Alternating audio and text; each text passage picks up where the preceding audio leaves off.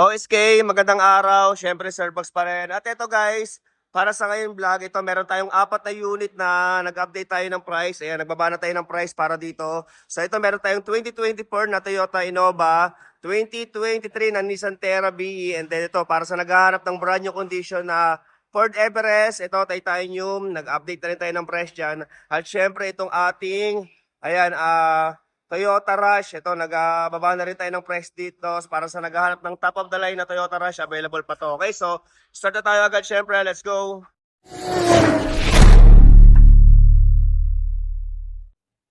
Okay, so ayan, at unahin na natin tong ating Toyota Innova. At guys, pasensya na kayo, medyo against the light na yung vlog natin ngayon. So ayan, kaya sobrang liwanag. Okay, so unahin na natin to. So ito, available pa, 2024 model, Toyota Innova XE.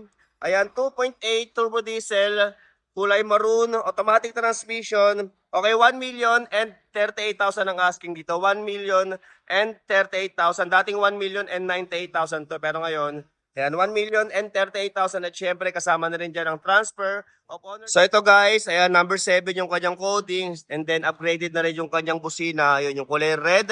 Syempre, original paint pa yung ating unit. Ayan, bago-bago pa yung kanyang mga gulog, naka-half cab. Okay, so isang mabilis na ikot lang. So ito, meron na rin siyang rain visor. At dito naman tayo sa, ayan, bandang likod. Okay, so ito yung kanyang likuran.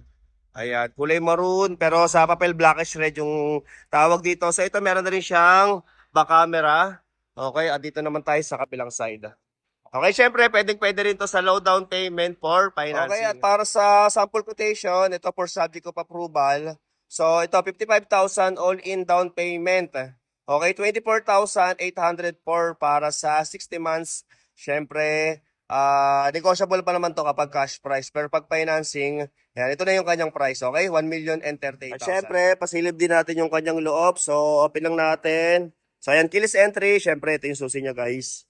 Okay, at ito yung loob ng ating 2024 Toyota Innova. So, 21,680 yung kanyang saktong mileage. Okay, at syempre para sa mga gustong paggawa ng German leather seat, okay, mag-direct message na lang kayo sa Starbucks Seat Cover. Diyan na lang kayo magtanong ng price at design. At syempre, basta nakapalo sa atin, ayan, pabibigyan ko na lang kayo ng discount at syempre 3 years warranty. Okay, okay, at ito naman yung mga upuan sa bandang likod.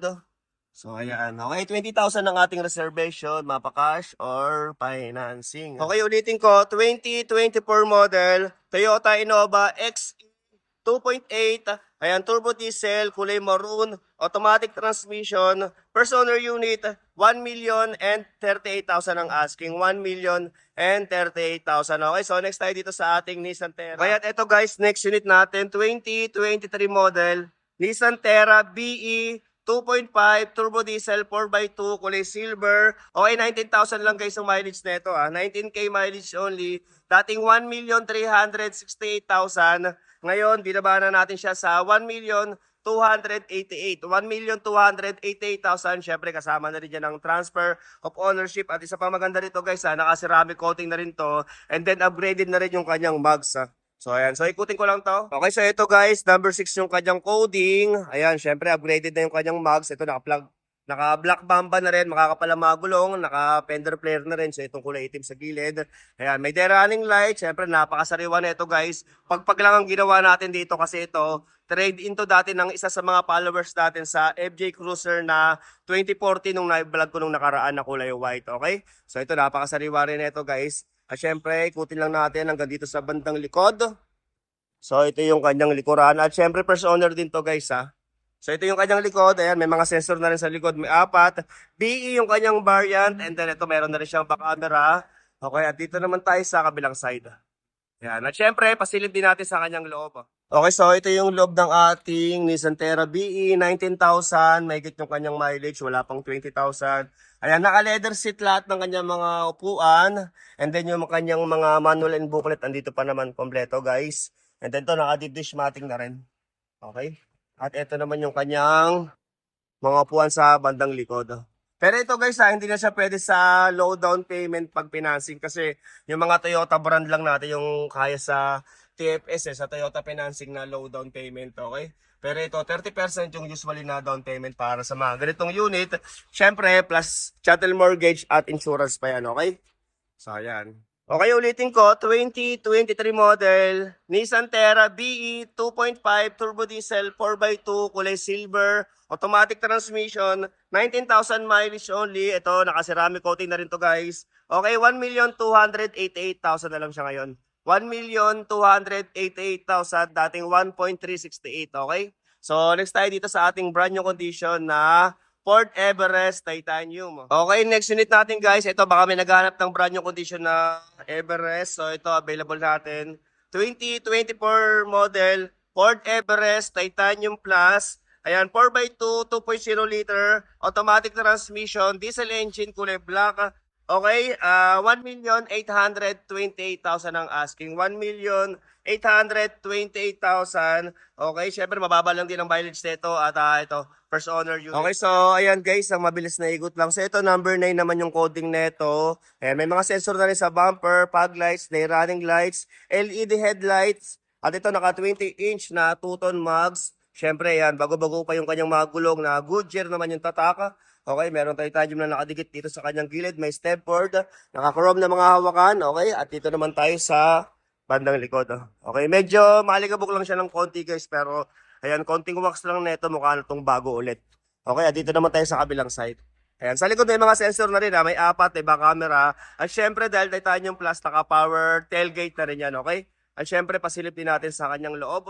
Okay, so ito naman yung loob ng ating Titanium Plus ng Everest. Ayan, 8,870 yung kanyang saktong mileage. Naka-leather seat, naka-power seat na rin to guys. At syempre, naka-sunroof, moonroof na rin yan, okay? At ito naman yung kanyang mga puwan sa bandang likod.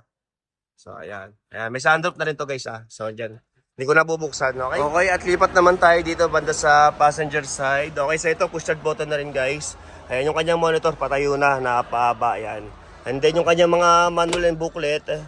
Ito, dito pa naman, kompleto. Manual and booklet niya. Okay, ulitin ko, 2024 model, Ford Everest, Titanium Plus, 2.0 turbo diesel, 4x2, kulay black, automatic transmission, 8,000 mileage only. Okay, 1,828,000 ang asking. 1,828,000. Syempre kasama na rin dyan ang transfer of ownership. Okay, at ito guys, last unit natin para sa ngayon. 2025 model, Toyota Rush GRS, top of the line. Ayan, 1.5 gas engine, automatic transmission, kulay white, 7-seater unit. Okay, 928,000 ang asking dito. 928,000 ito, dating 998,000 yung asking niya. Yan, ngayon 928,000, syempre kasama na rin dyan ang transfer, okay? Okay, so ito guys, number 7 naman yung kanyang coding at syempre ito, brand new condition din to guys. Okay, naka LED headlight na rin. Syempre naka 2-ton mags, ayan, bago-bago pa yung kanyang mga gulong. Okay, dual BBTI. Ito, napakasariwa din ito. Okay, at dito naman tayo sa bandang likod. So, ayan. Okay, meron na rin siyang back camera. May sensor na rin sa likod. At ito, GR Sport, yung kanyang variant. At pwede rin to sa low down payment, guys. Okay, at ito naman yung loob ng ating Toyota Rush. Yung mileage nito, guys, going to 9,000 na, okay?